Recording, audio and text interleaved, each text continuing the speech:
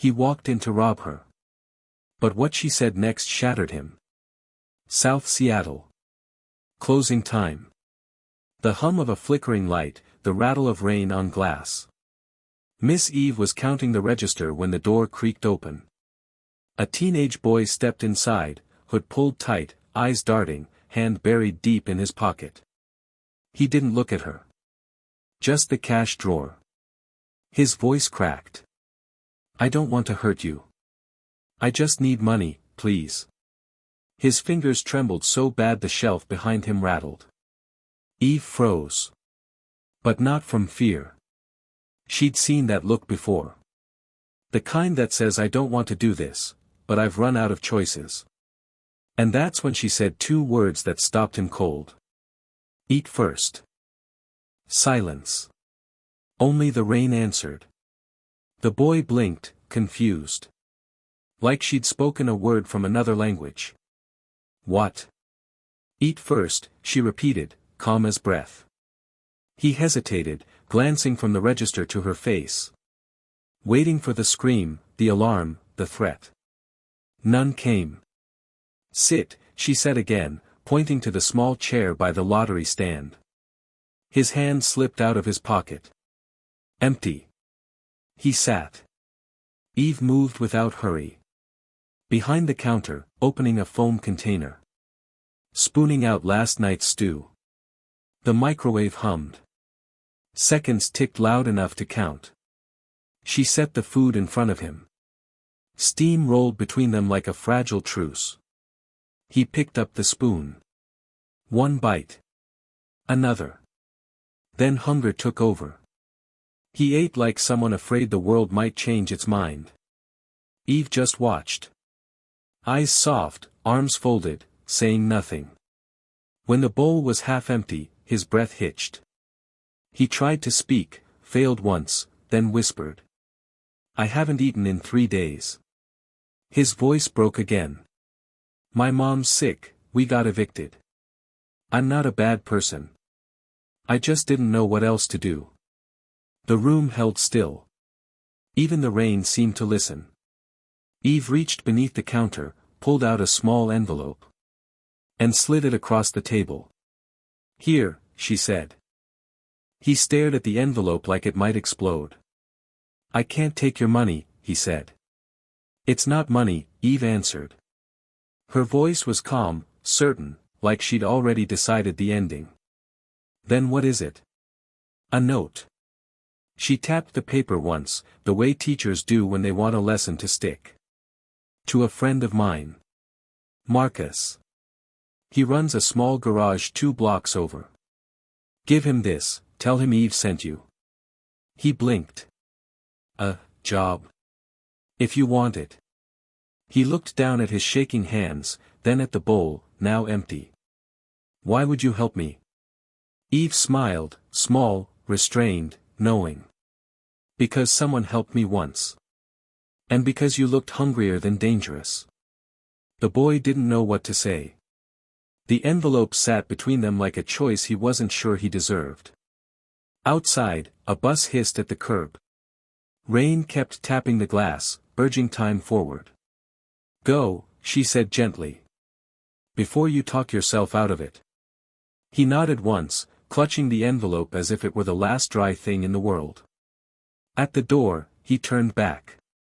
"Thank you. Miss Eve." She didn't answer, just smiled, the kind that means you're already forgiven. The doorbell chimed. The rain swallowed him whole. The garage stank of oil, metal, and rain. Dion hesitated at the doorway, letter in hand. A single bulb buzzed overhead like it was tired of holding on. Marcus looked up from under a car hood. "You the kid from Eve's?" "Yeah. You ever held a wrench?" "Not really." "Good," Marcus muttered. "Means you haven't learned the wrong way yet. Grab that broom. Keep this floor cleaner than your conscience." The two older mechanics laughed. Dion didn't answer. He just started sweeping. Dust bit his throat. The broom slipped in his blistered hands. The clock above the workbench crawled. Marcus watched without a word. Around noon he called out, "Break time." Tossed Dion a sandwich from a cooler. "You eat?" Dion nodded. "Thanks. Good. You'll need strength if you come back tomorrow." He didn't say if like a question, more like a challenge. Dion worked until the lights flickered off and the others left. The floor was clean. His hands weren't. As he stepped outside, the rain felt different this time. Still cold, but lighter somehow. He looked at the envelope folded in his pocket and thought. She was right. Tomorrow, he'd come back. For once, he had somewhere to return to. Morning came gray and hollow. The store smelled of coffee and rain-soaked cardboard. Eve flipped the "closed" sign to "open," but for the first time in years, she hesitated before turning the key. The chair by the lottery stand was still pulled out. A quiet reminder that fear had sat there last night, and she'd answered it with mercy. She left it that way. Maybe out of habit. Maybe out of hope. She brewed her coffee black, no sugar. The cup trembled just enough to make a ripple. On the wall behind the counter, a faded photograph looked back at her. A young man in a denim jacket, grease on his hands, smiling wide. Her son. Years ago, he'd walked out one morning chasing quick money and louder friends. He never came home. The police found the jacket, not the boy. Since then, every stranger's face carried a shadow of him. Especially the ones too young to know how permanent one mistake could be. Eve set the photo upright, the frame slightly cracked at one corner. "Still listening, baby," she whispered. The bell over the door rang. A customer entered, regular, harmless. Eve smiled, the practiced kind that covers a lifetime of what-ifs.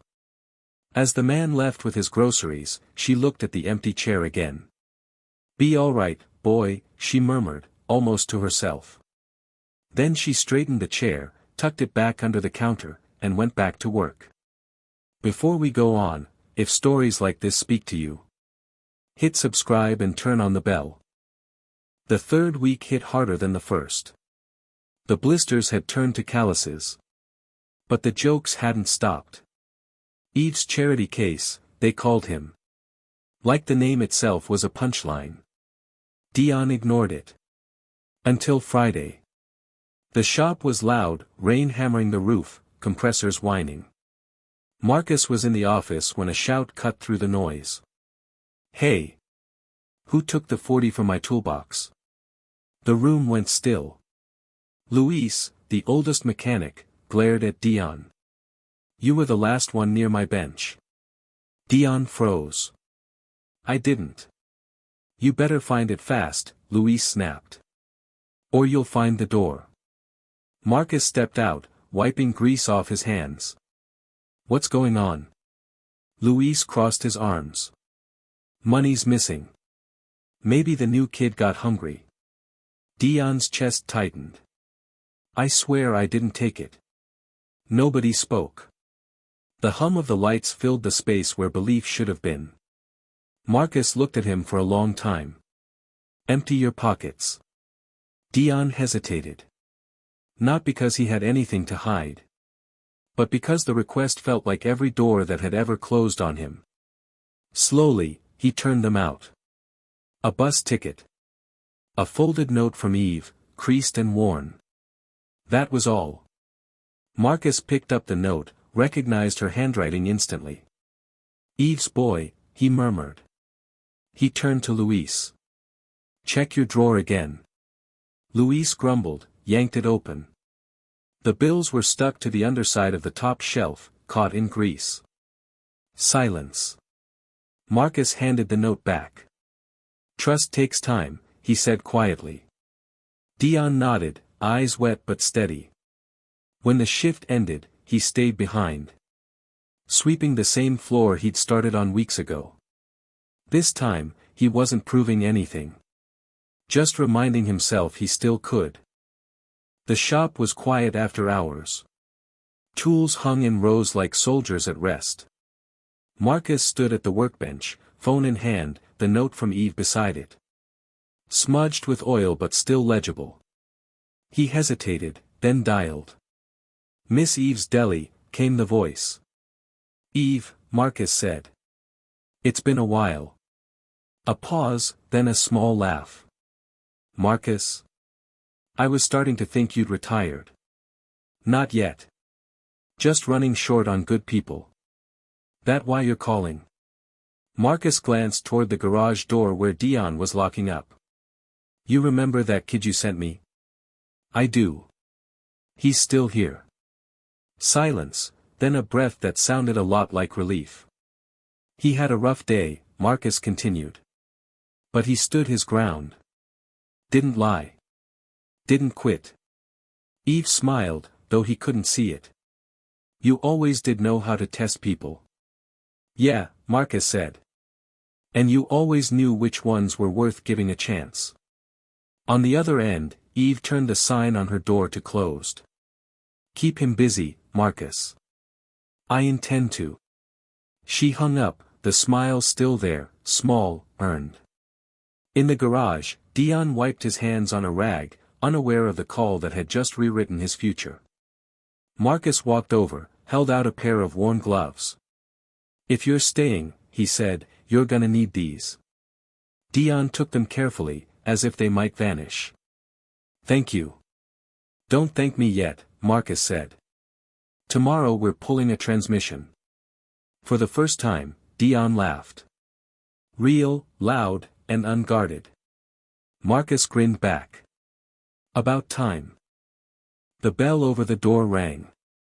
Eve looked up from her counter, half expecting another stranger. But it was him. The same boy, only not the same at all. His shoulders were straight now, uniform crisp with the Marcus auto and body patch stitched over his heart. He held a small paper bag. "Morning, Miss Eve." She smiled before she could stop herself. "Morning, Dion." He set the bag on the counter. "Breakfast," he said. "I bought it for you."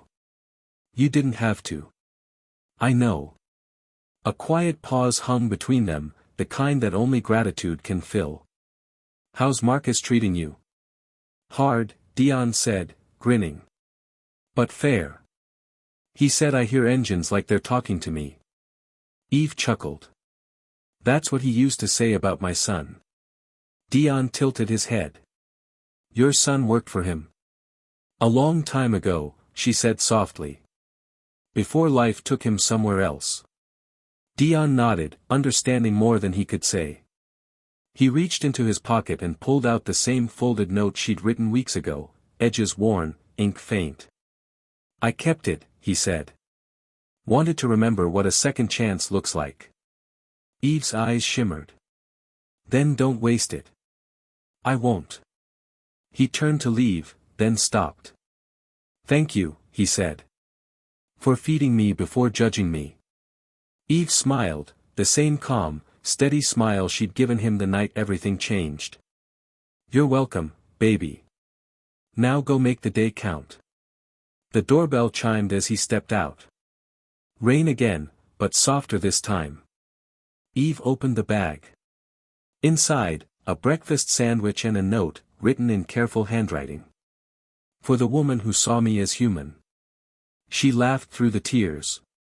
Then she sat in the same chair where he once trembled and took her first bite. Sometimes, a single moment rewrites everything. Not because the world changes, but because someone chooses to be kind when they didn't have to be. That night in South Seattle, a boy walked in to rob a store. He walked out with a second chance. And a woman who'd lost her own son finally found a way to let him go. Mercy doesn't fix the world all at once. It just fixes one person long enough to keep trying. The rest follows. Somewhere in the city, a garage door opens. Somewhere else, a bell rings over a counter. And for a brief second, two small acts of courage keep the darkness from winning. This story was inspired by real moments of mercy that happen every day. If you believe small kindness can change a life, Help this message reach one more person. Like, share, and subscribe for more stories that speak to the heart.